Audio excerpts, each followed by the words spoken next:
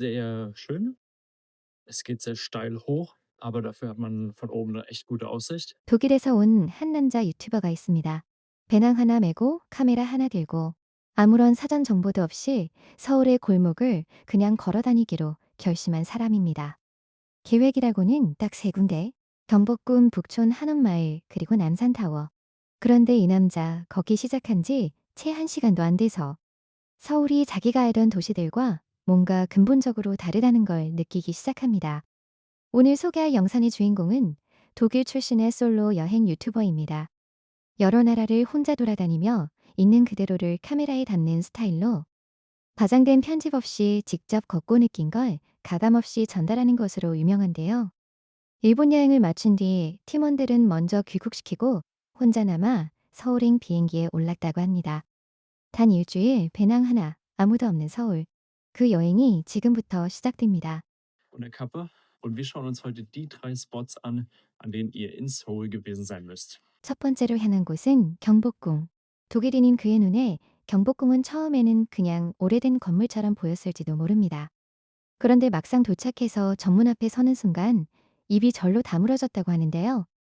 600년 전에 지어진 궁궐이 지금 이 순간에도 저 위엄을 그대로 유지하고 있다는 사실? 그 앞에서 관광객들이 물밀듯이 몰려드는 풍경. Gesehen, das fand ich sehr cool. 그는 잠시 그 자리에 멈춰서서 한참을 바라봤습니다. 수문장 교대식도 직접 목격했는데요. 형형색색의 전통 복장을 입고 깃발을 든 수문장들이 일렬로 행진하는 모습. 앞에서 진짜 멋있었어요라며 흥분을 감추지 못했습니다. 독일을 비롯한 유럽 국가들의 경우 왕궁이나 역사 유적지에서 이런 전통의식을 실제로 보는 건 거의 불가능에 가깝습니다. 그냥 건물만 남아있는 경우가 대부분이거든요. 그런데 한국은 달랐습니다. 수백 년 전의 복식과 의례를 지금 이 시간에도 매일 재현하고 있다는 것. 그것도 무료로 누구나 볼 수 있다는 것. 이 남자는 그 장면을 카메라에 담으며 연신 감탄을 이어갔습니다. 경복궁 관람을 마친 뒤 그는 국립중앙박물관에도 잠깐 들렀습니다. 박물관 안에 설치된 초대형 빔 프로젝터 세대가 커브형 스크린에 경복궁 내부를 비추는 전시를 보고는 이걸 보는 것만으로도 충분히 만족스럽다며 고개를 끄덕이는데요. 사실 독일에도 역사 박물관은 수도 없이 많습니다. 그런데 그는 이렇게 말합니다. 일본에서 수십 개의 절을 돌아다니고 난 뒤인데 한국의 이 전시 하나가 그 모든 것을 한 번에 정리해주는 느낌이었다고요. 짧게 봐도 깊이가 느껴지는 나라. 그게 한국이었던 겁니다. 두 번째 목적지는 북촌 한옥마을. 그런데 막상 도착한 북촌은 그가 기대했던 것과는 조금 달랐습니다. 화려한 먹거리와 카페가 즐비한 관광지 느낌을 기대했는데 실제로는 경사가 꽤 가파른 골목에 전통 기와집이 조용히 서 있는 동네였거든요. 그는 솔직하게 말합니다. 생각보다 규모가 작고 비탈이 가파르다고. 그런데 그러면서도 아주 중요한 말을 덧붙이는데요. Sehr schön. Es geht sehr steil hoch, aber dafür hat man von oben 'ne echt gute Aussicht. 올라가면서 고생한 만큼 꼭대기에서 내려다보는 서울의 풍경은 진짜 아름다워요. 한 번은 꼭 와봐야 하는 곳입니다. 라는 말이었습니다. 한국인들에게는 그냥 익숙한 골목 동네인데 이 외국인의 눈에는 현대 도시 한복판에 수백 년 된 전통. 마을이 그대로 살아 숨쉬고 있다는 사실 자체가 이미 엄청난 충격이었던 겁니다. 유럽은 역사지구와 현대 도시가 보통 명확히 분리되어 있거든요. 서울처럼 고층 빌딩 바로 옆에 기와집이 있는 풍경은 그들에게는 도저히 익숙해질 수 없는 낯선 장면이나 다름없습니다.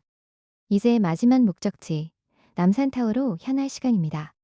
케이블카를 타려고 했지만 줄이 너무 길었던 그는 결국 걸어서 올라가기로 결심합니다.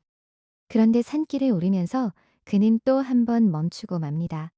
중간에 펼쳐진 서울 야경이 너무 아름다워서 10분 넘게 그 자리에 서서 그냥 바라봤다고 하는데요.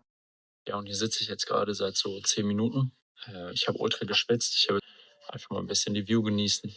Aussicht ist schon was Schönes. 이 뷰를 보려고 땀 흘리며 올라온 게 맞는 것 같아요. 정말 아름답네요. 라며 혼자 중얼거렸다고 합니다. 독일의 도시들, 예를 들어 프랑크푸르트나 뮌헨 같은 곳도 나름의 야경이 있습니다. 하지만 서울처럼 산 중턱에서 거대한 도시 전체를 내려다보는 경험은 그 어디에서도 할 수 없는 것이거든요. 게다가 이 오솔길은 누구나 무료로 걸어 올라올 수 있고 중간중간 잘 정비된 표지판과 쉼터까지 마련되어 있습니다. 혼자 처음 오는 외국인도 헤매지 않고 올라올 수 있도록 동선이 설계된 그 세심함. 그가 감탄한 건 야경만이 아니었습니다. 남산 정상에 도착한 그는 그 자리에서 한동안 말을 잃고 맙니다. 서울타워를 배경으로 사방으로 펼쳐진 서울의 전경. 끝이 보이지 않을 만큼 이어지는 도시의 불빛들. 그는 이 정도일 줄은 몰랐다며 연신 카메라를 돌리는데요. 서울은 반드시 여기서 봐야 합니다. 여기서 내려다 보이는 뷰가 이 정도라면 저 위 전망대에서 보면 대체 얼마나 대단한 걸까요? 완전히 압도적인 수준일 것 같아요. 라는 말이었는데요. 이 말, 저는 사실 독일인의 입에서 나왔다는 게 더 인상적이었습니다. 독일 사람들은 잘 흥분하지 않거든요. 감정 표현이 절제되어 있고 좋아도 쉽게 대단하다는 말을 잘 하지 않는 편입니다. 그럼 그가 서울 야경 앞에서 완전히 압도적이라는 표현을 쓴 겁니다. 그건 단순한 감탄이 아니라 서울이 그만큼 압도적이라는 정직한 평가였습니다. 배가 고팠던 그는 남산 정상 근처 작은 한국 식당에 들어가 닭갈비를 주문했는데요. 물론 L 사이즈 매운맛으로. 그런데 첫 한 입을 먹자마자 그의 표정이 완전히 굳어버리고 맙니다. 코가 줄줄 흐르고 입이 타고 있어요. 물을 벌써 3잔이나 마셨습니다. 한국식 매운맛은 차원이 달라요. 그래도 맛은 진짜 최고예요. 라면 눈물까지 글썽이면서도 숟가락을 내려놓지 않는데요. 독일 음식은 워낙 담백하고 자극이 적습니다. 소시지, 감자, 빵이 주식인 나라 사람에게 한국 닭갈비 엘메오 맛은 그야말로 충격 그 자체였을 겁니다. 그럼에도 그는 끝까지 다 먹었고 식사를 마친 뒤 영상에서 이렇게 말합니다. 여기 오길 잘했어요. 맛있게 먹었습니다. 라고요. 그게 한국 음식의 힘입니다.